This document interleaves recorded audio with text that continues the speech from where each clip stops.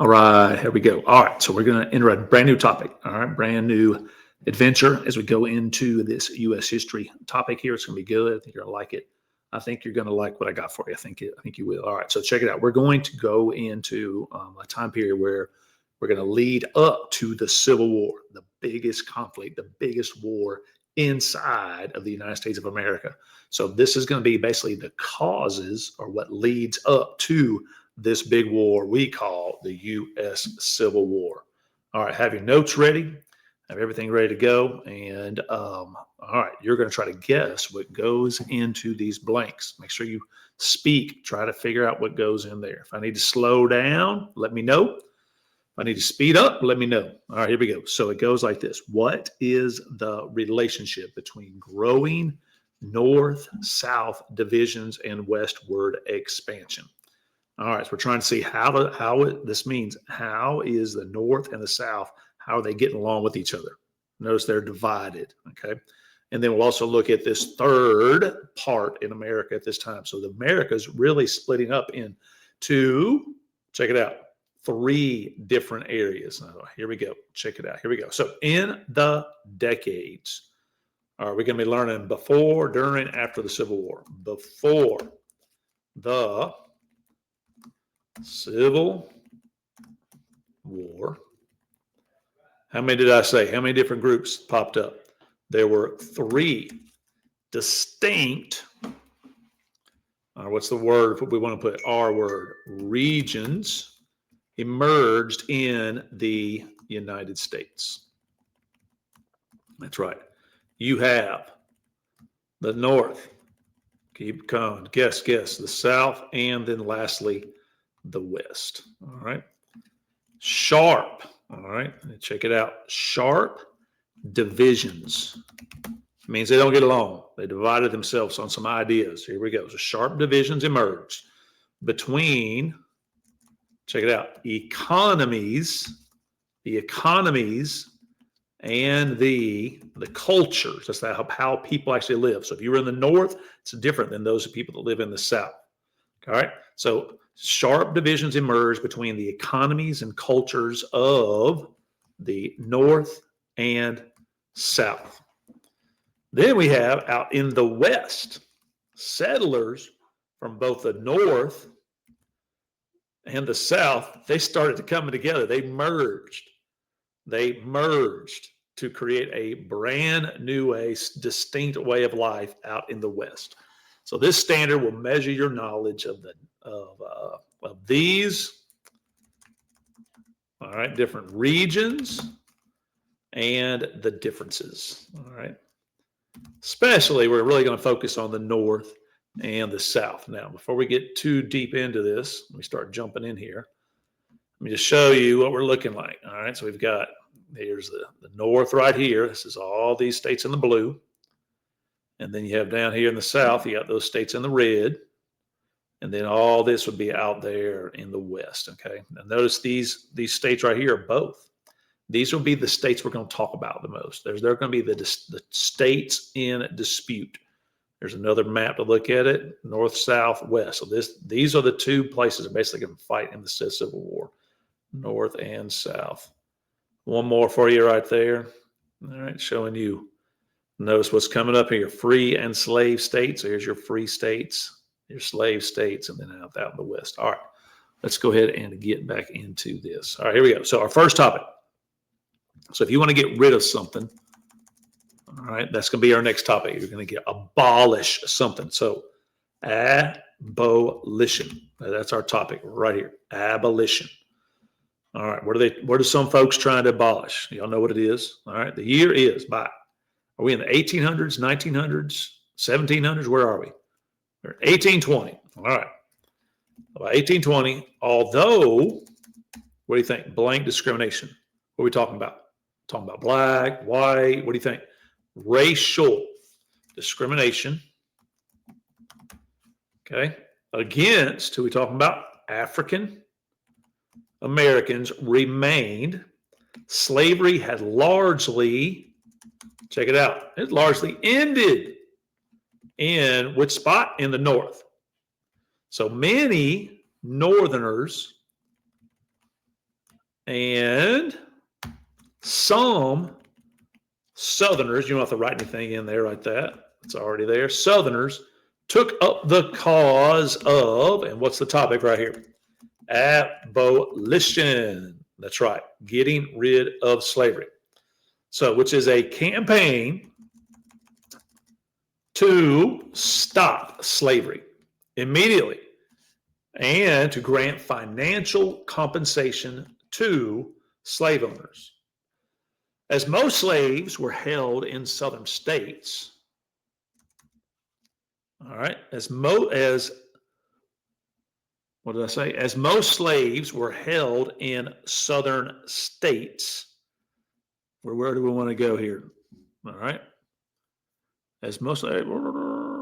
Our topic, abolition, was a significant issue that led to a growing, you can put a lot of words here, hostility, is what I have here, hostility, or growing problems between the Northerners and Southerners, all right? Prominent, okay, abolitionists, these are the people that want to get rid of slavery, included African Americans, you have whites, you've got men, and you've got women. So it's basically everybody here. All right, women. Okay. Among the most, this is a good word for you, notable are these three right here. Here are three abolitionists that we want you to know about. All right, this first one, this guy's name is, you'll guess, William Lloyd Garrison. Now, what did he do? He's a writer, he's an editor, and was an important white abolitionist. He founded regional and national abolitionist societies and published, and this is the big thing, an anti-slavery, I want to guess, holler it out. What do y'all think he did? An anti-slavery, a website, a YouTube channel? No, a newspaper. That's the only way people got information back then. Anti-slavery newspaper that printed graphic stories of the bad treatment received by slaves. All right, let's look at William Lloyd Garrison. So here he is. All right, you see him. This is the picture that I use a lot. He's a writer and author. He spoke out against slavery. He wrote about it, started a business, a newspaper. Now, I want you to look at this. You should write this in the margin somewhere. Let me just make it big for you. Here we go. That's the name of his newspaper, The Liberator, right here. That's it, The Liberator, to liberate the slaves. All right. Abolitionists Unite. He spelled it different there than we did. What can you do to help? That'd be cool to be able to have this, actually see this right here and look at it. So he wrote a newspaper called The Liberator. Many people will read it, and it'll convince many, many folks that slavery was an evil in the world and need to be eliminated and stopped. So William Lloyd Garrison. All right, very good, very good. Any other pictures we want to look at? You might want to use that. Looks like Superman there. Looks like a book written about him right here. All on Fire. William Lloyd Garrison, the abolitionist. Very good. Okay, let's go ahead and hop back into here. All right, look at our next person here. His name is, you probably all have heard of him. His name is Frederick Douglass. Frederick Douglass. All right, so he's a former slave, all right, and he worked for William Lloyd Garrison and traveled widely giving eloquent, he was a very good, check it out, he was very good at speeches. Yes, he could speak well. All right, he would give these eloquent, sweet speeches, all right, and he would speak about, this was his topic, equality. Equality for African Americans, women, Native Americans, and immigrants. All right, he later published autobiographies, and his own anti-slavery newspaper. Yes, he did. All right, so that's Frederick Douglass, and a lot of people don't know he was actually one of the best friends of Abraham Lincoln. Here he is. Look at that. Got that wild hair. All right. This is Frederick Douglass. This was probably his younger self right there. All right. This is Frederick Douglass, who escaped from slavery and become a freeman, and then began to fight for the end of slavery, started a newspaper and all. There we go. Frederick Douglass. We'll look at some of his words later on. Very good, very good. All right, let's keep it rolling. All right, our third abolitionist are these lovely ladies. They're called the Grimke. All right, the Grimke sisters. Well, there we go, the Grimke sisters. All right, so the first one of their names is Sarah and Angelina. Were Southern women. There were Southern women who lectured. They went around and gave speeches, a lot like Frederick Douglass would do. They would lecture publicly throughout check it out. What states would they go to and lecture? What do y'all think? Is this northern or is this southern states? They wouldn't do this in the South. The northern states, about the evils of slavery they had seen growing up on a plantation. And a plantation is where you have a big giant farm, all right, and many slaves would be kept. Their public careers began when, remember William Lloyd Garrison? All right, he published a letter from Angelina, all right, in his newspaper. We need to go find that. That would be really cool. All right, and here are the Grimke sisters. Yes. Lovely ladies. Very good. They would go out and give speeches. Very good. All right, so we have a William Lloyd Garrison, we've got Frederick Douglass, and we have the Grimke sisters. And there will be other abolitionists. Yes, there will be. All right, let's hop back in here. Okay, let's keep on going. Now we got these group of people. They're trying to end slavery, which is one of the major issues that'll lead up to the Civil War. There are others. This is the one that's talked about the most. So here we go. Let's change topics. So this is going to be more about slavery. Okay, slavery as a major, check it out, political issue. All right, slavery as a political issue. Now we're talking about government, laws, who's got control. All right, here we go. So most white Southerners, they opposed, what's our topic again? All right. Most white Southerners opposed, kind of get confused for a second. All right. Abolition. All right. They wanted to keep it, especially the rich. Everybody didn't have a slave, but it was so ingrained in the culture that it's just a common thing in the South that they wanted to keep it. White writers and public speakers argued slavery was check this word out. I'm going to start spelling it. N-E-C. There you go. Necessary part of, check it out. Necessary part of just life. This is what I was talking about in the South. The Southern, this is really important here to them, economy, they said was, what do y'all think? The Southern economy was based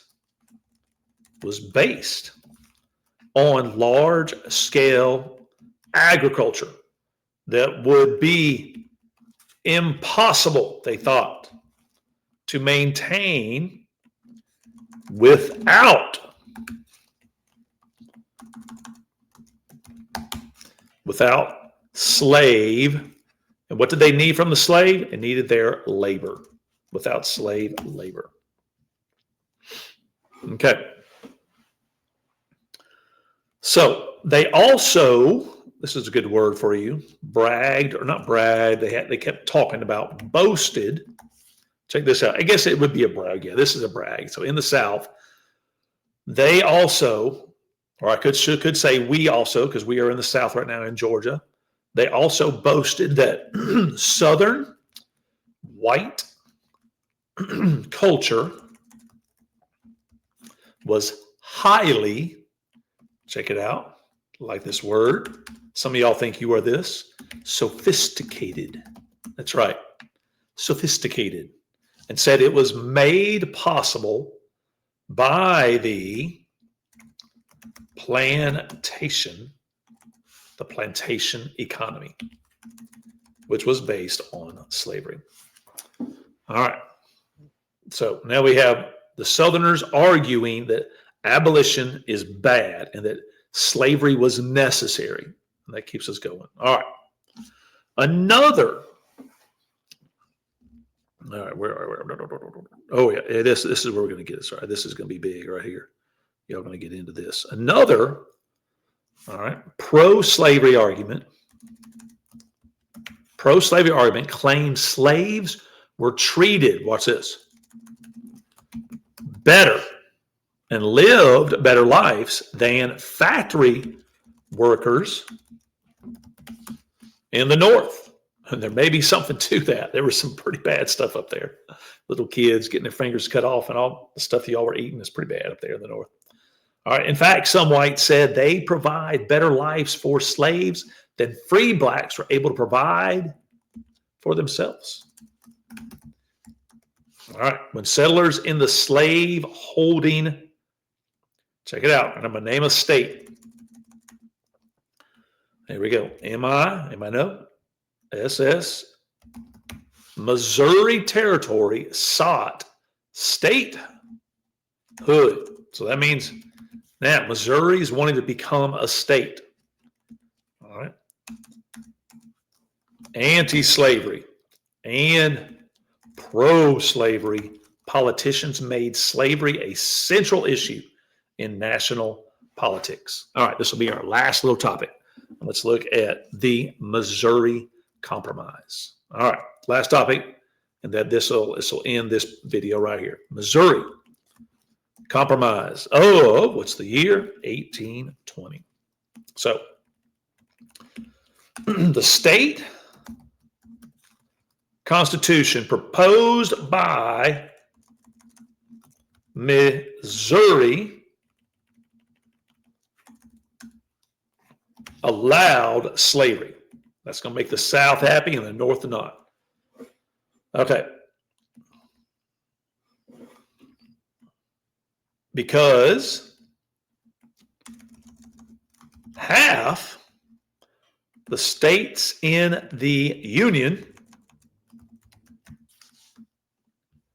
allowed slavery while the others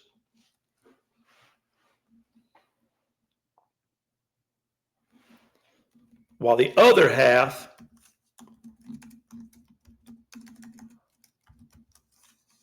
did not. So the amount of states, let me clear that up.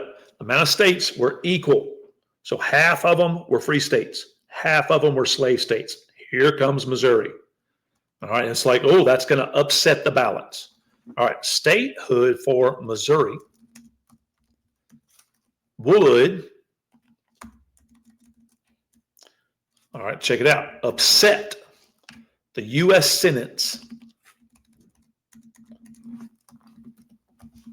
equal balance between, here's the big politicians, pro-slavery and anti-slavery senators. So it'd be more senators if it became in the South, if it became a slave state, and more senators in the North if it became a free state.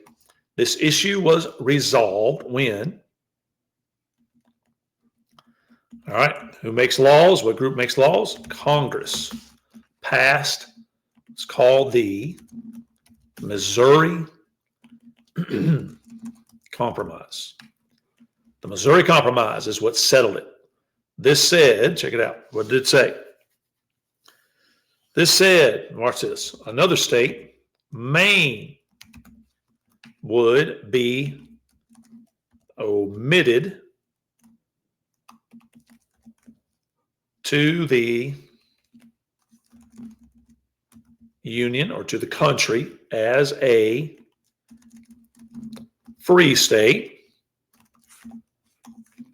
and Missouri, spell that wrong. I did. What's that? Missouri would be omitted as a slave state, and slavery would be, what's the word here? Check it out. You can use a couple of different words. Now it's going to talk about those states that might come later. Forbidden. Forbidden or not allowed in the northern part of the, remember this, Louisiana Purchase, except for Missouri. Once again, half the states would allow slavery while the other half did not. And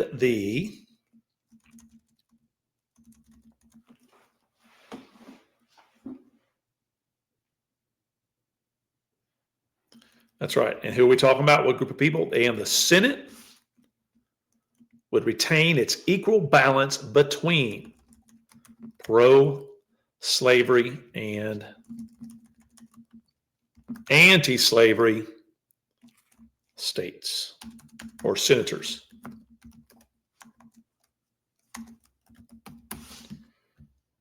All right. Oh, I can't spell. Senators. Until the next state asked to enter the union.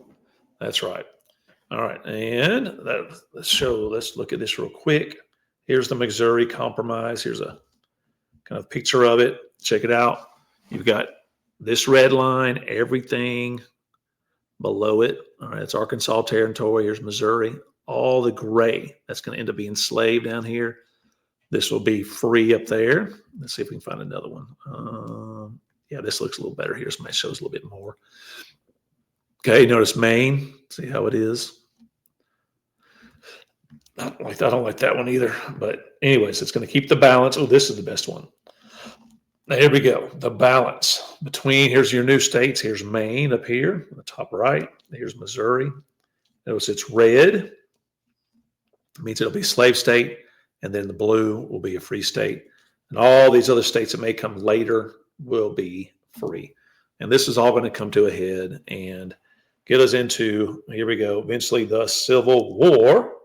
And you're going to be excited about it. It's going to be good. All right, that's part one. We're going to skip part two on another day. Thanks for watching. We'll see you next time.